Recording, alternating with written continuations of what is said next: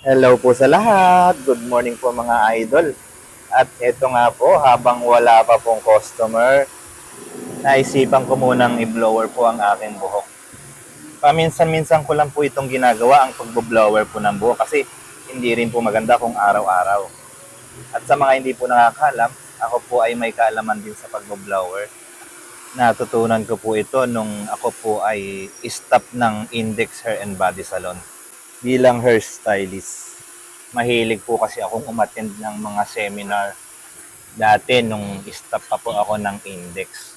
Para syempre gusto ko kasing madagdagan yung aking kaalaman.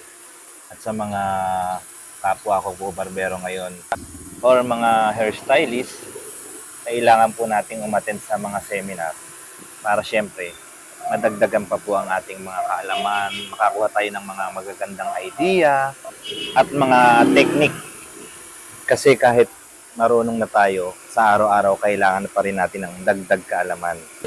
At sa mga kapwa ko barbero, kapwa ko hairstylist, katulad po na sinasabi ko palagi, saludo po ako sa inyo. At syempre sa sarili ko, proud ako bilang barbero, proud ako bilang hairstylist.